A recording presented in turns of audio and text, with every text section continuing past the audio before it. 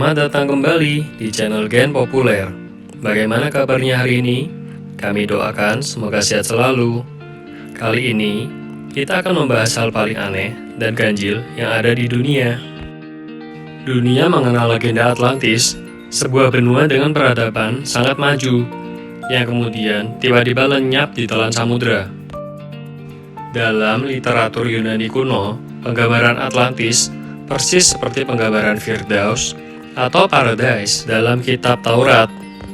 Dikisahkan bahwa manusia berumur panjang, hidup harmoni dengan alam, penuh taman-taman yang indah, dan bisa berbicara dengan binatang. Legenda Atlantis ini populer akibat buku yang ditulis oleh salah satu cendekiawan terkemuka sepanjang masa, yakni Plato. Plato adalah cendekiawan pertama yang memperkenalkan konsep negara demokrasi kepada dunia. Sebagai seorang filsuf dan negarawan, Plato paham bahwa Atlantis adalah model peradaban dan negara yang ideal. Dia sangat meyakini keberadaan Atlantis yang didengar dari pendeta-pendeta Mesir kuno, dan Plato bukan orang sembarangan. Dia yakin karena hasil riset yang dia lakukan masuk akal buat dirinya. Berdasarkan deskripsi dan peta pendeta-pendeta Mesir, Plato mengatakan bahwa benua Atlantis ada di seberang Selat Gibraltar yang kemudian dinamakan sebagai Samudra Atlantis. Well, ada masalah sedikit. Peta yang dibaca oleh Plato ternyata beda dengan peta dunia saat ini. Atlantis versi Plato adalah benua besar di sebelah kanan itu. Benua yang paling besar terletak di Khatulistiwa. Peta-peta itu dibikin jauh sebelum Columbus berlayar ke Amerika. Orang belum punya peta dunia seperti sekarang ini. Kalau sekarang, ada Google Earth. Coba kita cocokin benua Atlantis yang ada di peta kuno dengan Google Earth. Kita cocokin dulu peta kuno yang sebelah kiri dengan Google Earth. Harus diingat, 12.000 tahun lalu, permukaan air belum setinggi ini. Pulau Jawa, Sumatera, Malaysia, dan Kalimantan masih menjadi satu yang disebut Sundaland. Tapi dari bentuk dasar pulau-pulaunya sama. Coba kita flip Google Earth, cocokin dengan peta kuno sebelah kanan, benua Atlantis di peta Plato. Ternyata berdasarkan peta yang dipegang Plato, benua Atlantis adalah Antartika, yang sekarang ada di kutub selatan. Tapi dulu, di peta kuno itu, Antartika letaknya di Khatulistiwa. Bumi kita ini memang sering berpindah kutub. Kalau tidak percaya, silakan baca artikel NASA yang ada di deskripsi. Ini adalah temuan baru dalam sains modern. Baru 14 tahun lalu, NASA tahu bahwa matahari pindah kutub tiap 11-13 tahun sekali. Untuk bukti, saya akan taruh link di deskripsi bawah. Untung, bumi tidak 11 tahun sekali pindah kutub seperti matahari.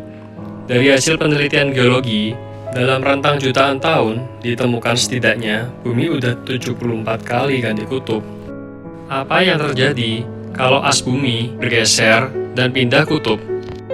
Sudah pasti, gempa bumi lebih dahsyat dari tsunami, dan gelombang laut berubah arah seketika, menimbulkan gelombang besar dan menenggelamkan pulau-pulau.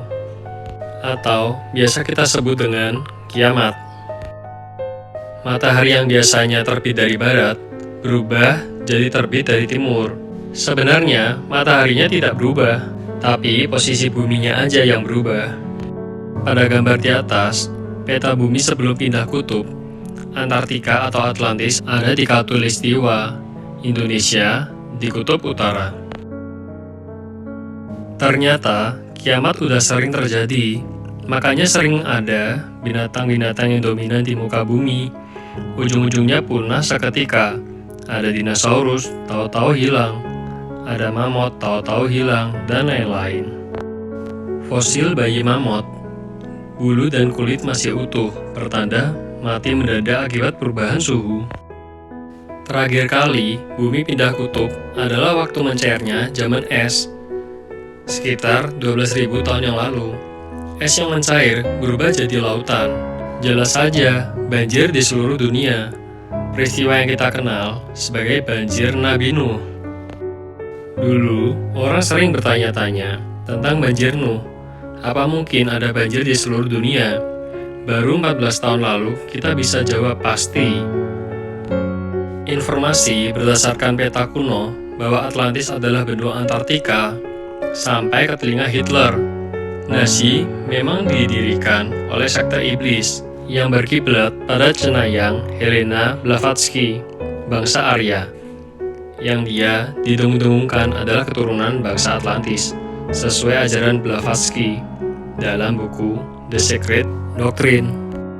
Oleh sebab itu, Hitler perintahkan ekspedisi untuk riset di Antartika.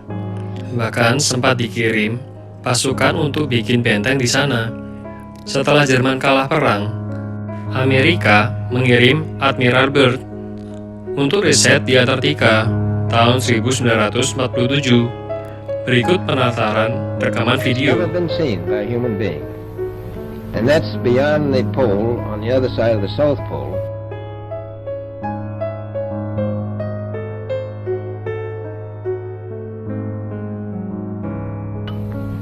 We've found enough coal within 180 miles of the South Pole, enough to supply the whole world for quite a while. So we think there's oil there and there's evidence. Hasilnya, ternyata di Kutub Selatan ada hamparan tanah yang bukan es berikut danau. Sangat mungkin kalau dulunya ada peradaban di situ. Sejak saat itu, seluruh foto-foto dan ekspedisi Antartika selalu dirahasiakan. Negara mana sih yang tidak mau menguasai wilayah sebesar itu? Berikut adalah gambar dari National Geographic. Taman Firdaus Atlantis di bawah bongkahan es Antartika. Ada Taman Firdaus dan pusat peradaban dunia tiba-tiba tenggelam ketimpa banjir dan ketutup bongkahan es setebal 2000 meter.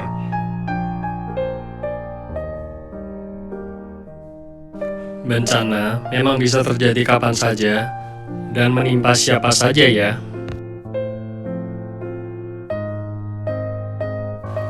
Kami rasa cukup dulu pembahasan kita kali ini. Sampai ketemu di episode selanjutnya. Terima kasih.